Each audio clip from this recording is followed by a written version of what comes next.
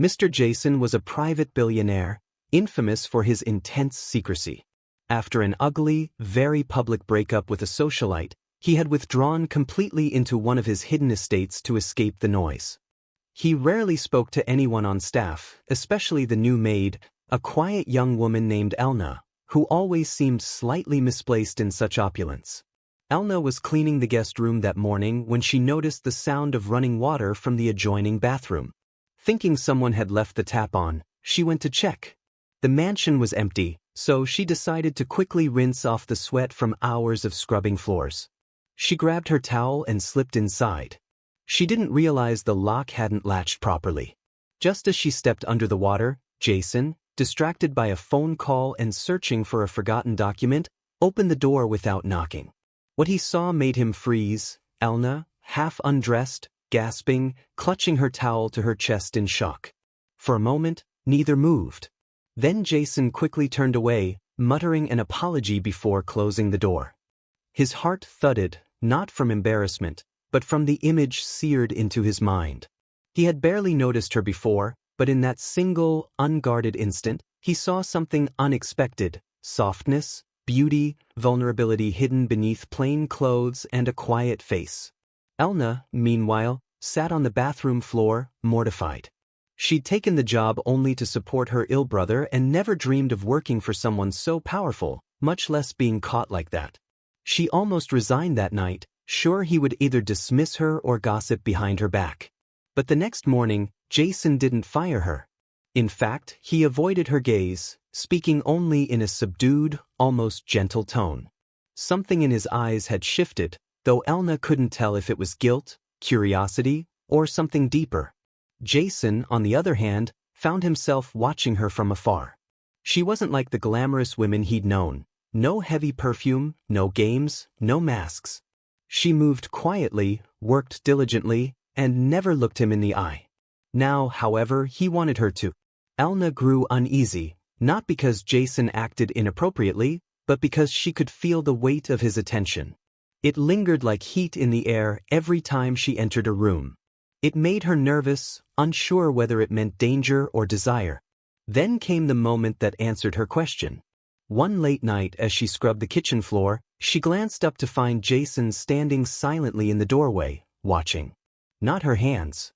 Not the floor. "You should be asleep," Jason said, stepping closer. "Why are you still working?" His voice was low, unexpectedly soft. "I wanted to finish before morning." "I didn't mean to disturb you," she replied quickly, avoiding his gaze. But she could feel his eyes tracing her every movement. "It was I who disturbed you yesterday," he said suddenly, his tone quieter still. "And I haven't stopped thinking about it." Elna's heart jumped. She didn't know what to say. His honesty caught her completely off guard. "You different," he continued. "You hide it, but I see it now. You're not just a maid, are you?" That question made Elna stiffen. She had a secret she prayed he'd never uncover. Jason began to change after that. The cold, distant billionaire started appearing in the kitchen when Elna worked, asking small questions, offering her tea, even attempting casual conversation. The staff noticed but stayed silent. No one dared comment on the boss's peculiar interest. Elna felt trapped. Jason wasn't merely her employer anymore. He was something she couldn't define. She kept her replies short, her distance measured, but her thoughts never stopped racing. What did he really want? One evening, while cleaning the library, she accidentally knocked over a crystal vase. The shattering sound echoed. She froze, expecting fury, but Jason rushed in, grabbed her trembling hands, and said softly, "It's only glass. Are you hurt?" Her knees went weak. That moment changed something in her. Whispers began among the staff. Elna was suddenly eating meals Jason ordered, given easier chores, seen speaking to him more often. Envy simmered, especially in Marcy, the senior housekeeper who had long dreamed of catching Jason's eye herself. One morning, Elna returned to her room to find it ransacked. Her journal lay open on the bed, and some clothes were missing. It wasn't theft, it was a warning. Someone wanted her gone.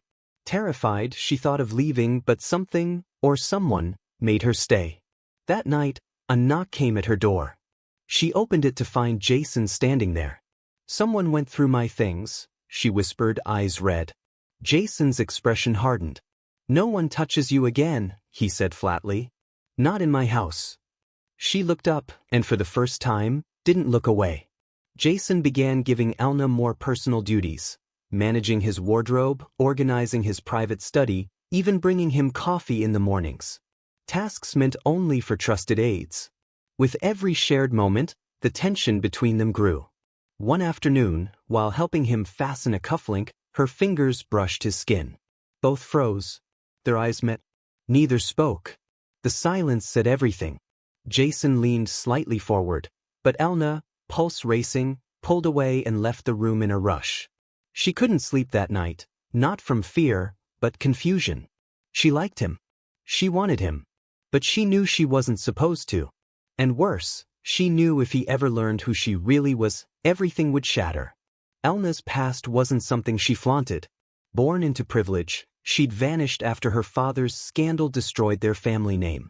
She'd lived in shelters, taken odd jobs, and eventually found work as a maid just to survive. No one in the mansion knew. Except now, she feared Jason might suspect. He was perceptive, always asking questions.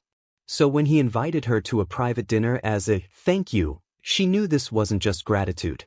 She tried to refuse. "I'm your maid, sir," she said carefully. Jason smiled faintly. "Not in that dress." When she found a silk gown laid neatly on her bed that evening, she realized the rules had changed. The dinner was intimate, candles flickering, soft jazz playing, 2 seats at a long table. Jason poured her wine and watched her closely. "You look stunning," he said. "I've always wondered what hid beneath those uniforms." Elna laughed nervously. "Mostly dirt and sweat." He shook his head. "You have no idea how beautiful you are. How rare." She tried to stay grounded, to remember he was her employer, but when he reached across the table and took her hand, her pulse betrayed her. She didn't pull away. And when he leaned forward, she didn't stop him. The kiss was soft at first, hesitant, like 2 people testing forbidden waters. But as it deepened, it felt like something long overdue. When they finally pulled apart, Elna could barely breathe. "This is wrong," she whispered. Jason shook his head slowly. "No. Pretending we don't feel it, that was the mistake." The following days were different. Jason and Elna didn't speak about the kiss, but their glances lasted longer, their silences heavier. He started calling her to his study late at night, under the guise of casual talk, yet the air between them was never casual. Elna tried to keep her emotions hidden, but it was impossible. Every time he stood too close, her chest tightened. Every time he said her name, it sounded softer than before. Marcy noticed. One night, she entered the hallway unexpectedly and saw Jason and Elna standing too close, faces inches apart. Her eyes narrowed like a blade finding its target. That was the beginning of the storm. By morning, the whispers had spread. The staff murmured about Elna seducing the boss, using her charm to rise above her station. They mocked her quietly, left tools missing, switched her cleaning supplies, even locked doors to frustrate her. Elna felt the shift, the stares, the silence, the muttered words. Jason noticed too. "Is someone bothering you?" he asked one afternoon as she wiped down the kitchen counter. She hesitated before answering. "They think I'm using you." He didn't flinch. "Then let them. I don't care what they think." But Elna did. The gossip gnawed at her dignity. That night, she went to his study and told him what she'd been avoiding for days. "We should stop," she said softly. "You're a billionaire. I'm just the help. You don't owe me anything." Jason's response came quietly but firmly. "I don't owe you. I want you." Her breath caught, but she couldn't reply. She left before he could say more, afraid of what her heart already knew. That night, Jason didn't sleep either. He questioned everything. Was he crossing a line, chasing a fantasy? But every time he tried to reason with himself, he saw her face again, heard her voice, felt the warmth she'd brought into his once cold world. Then fate intervened. Jason's ex-fiancée appeared at the mansion unannounced, draped in diamonds and arrogance. "I heard you've developed a taste for the help," she sneered, her tone dripping with disdain. Elna, hidden around the corner, overheard everything. Jason's voice turned to ice. "You should leave." His ex laughed cruelly. "Enjoy your charity case, Jason. Let's see how long your toy lasts." Her words cut deep, even though they weren't meant for Elna. They found her heart. 4 days afterward, she avoided him completely. She worked quietly, kept her head down, disappeared whenever he entered a room. Jason grew restless. Finally, he found her in the greenhouse one evening, tending to the orchids. "Don't vanish on me," he said gently. She looked up, eyes uncertain. "I don't belong in your world. Your ex was right. I'm just a maid. I have nothing to offer you." Jason stepped closer, his voice low but steady. "You think I care about where you came from? I care about who you are now." She wanted to believe him. She wanted to surrender to the comfort of his words. But the past never stays buried forever. That weekend, a letter arrived for Elna. No return address, only her real name written neatly across the envelope. Inside was a single photograph. Years ago, beside her disgraced father. A note beneath it read, "You can't run from your blood." Her hands shook as she burned it. But fear had already taken root. Someone knew. If Jason discovered she was the daughter of a fallen tycoon, would he still want her? Or would he see her as a liar, another scandal waiting to explode? That night, as she walked through the dark hallway, Jason appeared behind her. "You're hiding something," he said quietly. "And I'll wait until you're ready to tell me." His patience broke her. For the first time, she realized his feelings weren't fleeting, they were real. Jason began keeping his distance, not out of anger but respect. He gave her space, though every day apart left him hollow. The mansion, once filled with warmth, felt cold again. Elna missed him too, more than she wanted to admit. But Marcy wasn't finished. She dug into Elna's past, found old records and newspaper clippings with her family name buried deep online. She printed them all and placed them on Jason's desk, and signed. When Jason saw the file, he sat in silence for hours. A photograph of a younger Elna beside her father, the disgraced businessman, stared up at him. Instead of rage, he felt sorrow. She had run so far from shame and never once tried to use her past for gain. He summoned her to the rooftop garden the next morning. She came trembling, unsure what he'd say. He handed her the papers. "Is it true?" Her eyes filled with tears. She nodded. "That's why I work here. I couldn't face the world anymore." He exhaled deeply, then stepped closer and touched her cheek. "You didn't choose your father's sins. I don't care where you came from. I care about who you are, and who I'm falling for." Her tears spilled freely. Not from fear this time, but relief. For once, someone saw her scars and didn't turn away. That night, she kissed him, not out of confusion, but out of choice. From that moment on, they stopped pretending. Jason began speaking to her openly at meals, walking with her around the property, inviting her thoughts during discussions. The staff's whispers grew louder, but Jason no longer cared. He had made his decision. One morning, as Elna handed him coffee in his study, her hands slipped and the cup spilled across his shirt. "I'm so sorry," she gasped, reaching for a cloth. He caught her wrist gently. "Don't. Stay." And they did, just standing there, eyes locked, the world silent. Peace settled between them, the kind that comes only when two hearts stop fighting. But peace never lasts long in stories like theirs. Marcy, driven by envy, had one last move. She was caught on hidden cameras tampering with Elna's belongings, trying to frame her for theft. Jason saw the footage himself. The next morning, Marcy was dismissed. She left the estate in silence, but the hatred in her eyes lingered. Elna felt guilty. "I didn't want anyone to lose their job because of me." Jason replied simply, "She tried to destroy what matters to me. I won't allow that." His words made her heart race again. With Marcy gone, the mansion finally felt like a home again. Jason and Elna began having quiet breakfasts together, long evening walks, and nights spent watching old movies on the couch. For the first time in years, Elna laughed freely. Her shoulders eased. She felt seen not as a servant, but as a woman. Jason had given her a place in his world. More importantly, he had given her a place in his heart. One morning he said softly, "Come with me. There's a villa by the sea, just us. No staff. No whispers. Just peace." Elna hesitated. "What will people say?" He smiled faintly. "Let them say anything. I'll only be listening to you." That weekend, they left together. The villa was breathtaking. White sands, turquoise waves, and silence that felt like healing. They spent the first day walking barefoot on the beach, shedding every layer of pretense. That night, Jason tried to cook dinner. He burned nearly everything, and they laughed until tears filled their eyes. Later, sitting under a sky full of stars, Jason turned to her. "You changed me, Elna," he said quietly. "You reminded me what it means to feel again." Her voice was barely a whisper. "And you made me believe I could be more than my past."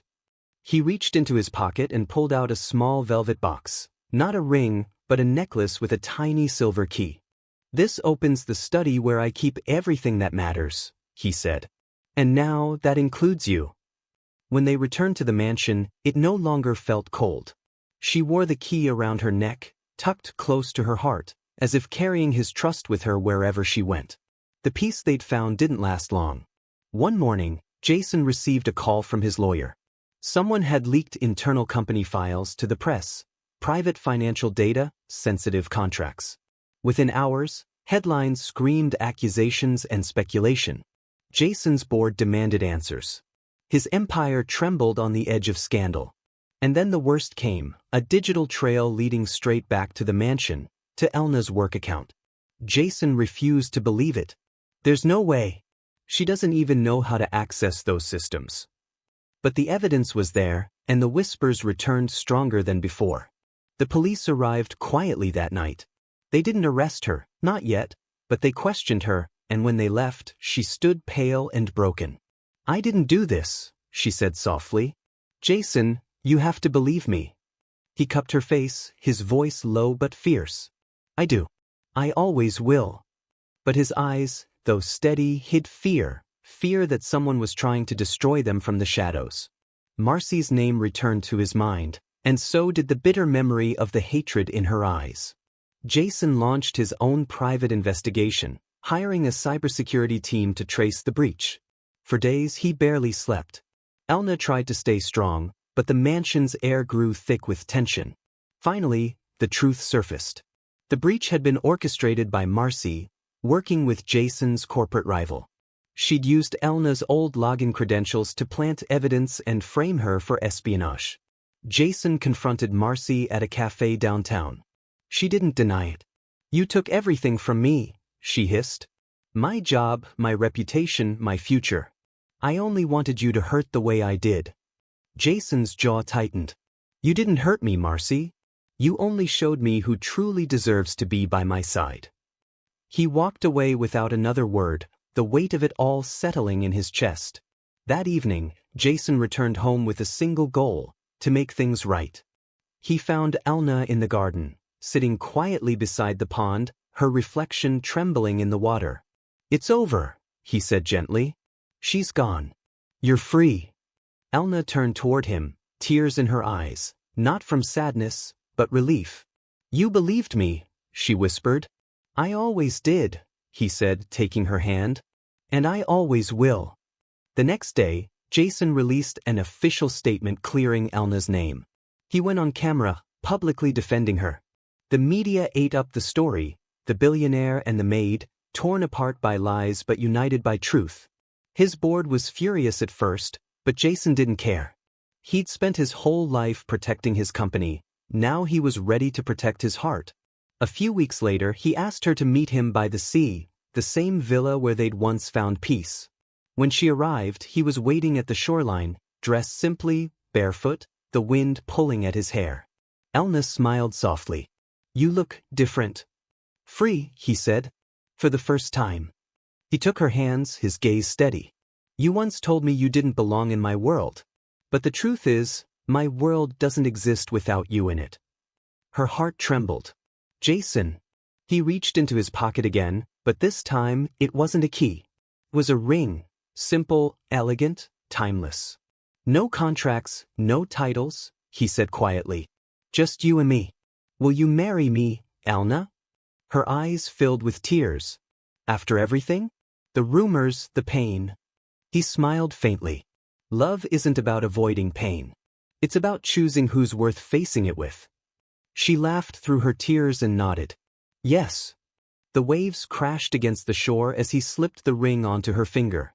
For the first time, the world around them felt still. They married a month later in a small ceremony by the sea. No photographers, no press, no grand spectacle. Just them and a few close friends who truly cared.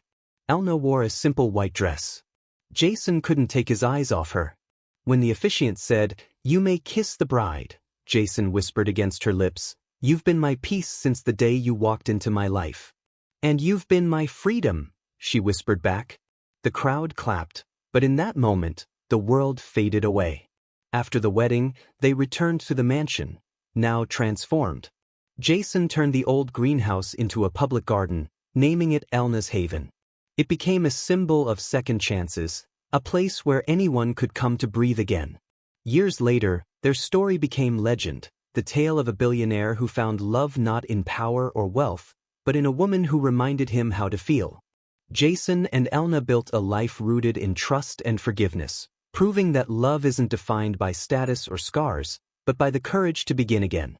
And whenever the wind whispered through the garden, carrying the scent of orchids, it carried their story too, a story of redemption, faith, and a love that refused to break.